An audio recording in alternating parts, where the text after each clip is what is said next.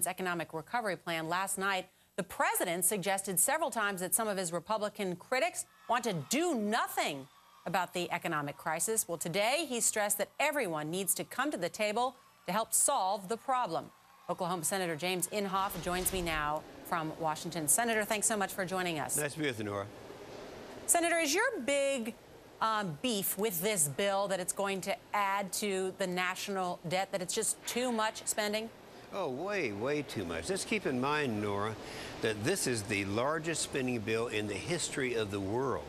And there's so little stimulus. I did an analysis where I took the two provisions, tax provisions, having to do with accelerated depreciation and the loss carryback. That, along with the total amount, $27 billion for highway spending, comes to 7% of the total. In other words, this is 93% spending, 7% stimulus. And it's just outrageous that we're doing it. Senator, let me read you from the Associated Press analysis last night that President Obama sounded like a man fed up with one thing: Republicans lecturing him about his $820 billion economic stimulus plan. Let's listen to what the president said. You say it adds too much to the national debt. Well, here's what Barack Obama says. It's a little hard for me to take criticism from folks about this recovery package after they presided over a doubling of the national debt. I'm not sure they have a lot of credibility when it comes to fiscal responsibility. Yeah, I mean, address that. Do you have much credibility given what you Republicans have done to the national debt? Let's try to put this in context now, Nora.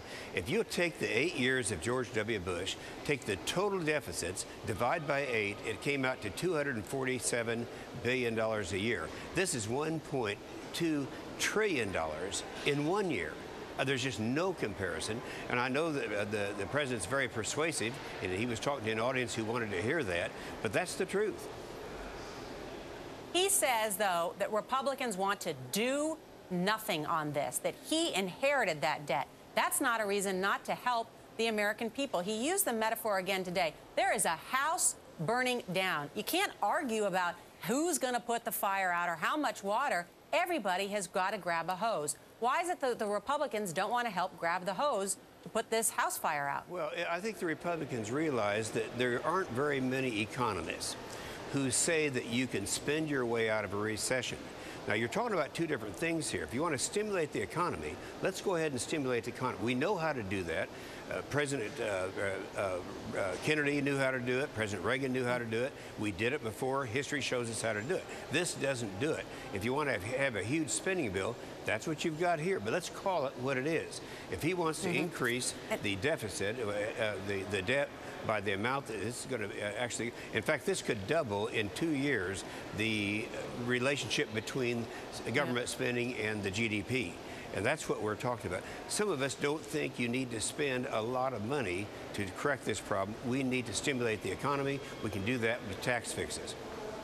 Senator, let me ask you finally, because you are one of the ranking Republicans on the Senate Armed Services Committee, the number 2 on the Armed Services Committee. Last night, President Obama was asked about changing the policy where the media is banned from taking pictures of the flag-draped coffin returning home from the war zone at Dover Air Force Base. Would you support revisiting that policy so that we can, the American people, can see when our men and women come home from Dover in those flag-draped coffins? Well, I don't think that's all that significant. I think they ought to be able to see. I don't see a problem with that. But I do say this, that if you're concerned about what's happening in our defense situation, that isn't helped at all by this bill. Two of the amendments that I had would have actually provided the 4 million jobs that Barack Obama wants. And one of those would be to enhance our defense spending and our military construction policy. As far as changing the policy as to what the media can do, I don't really have a strong feeling about that.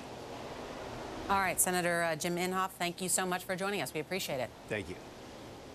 And listen up, 55,000 California prison inmates could be on the streets in 3 years. Yes, you heard that right. Why?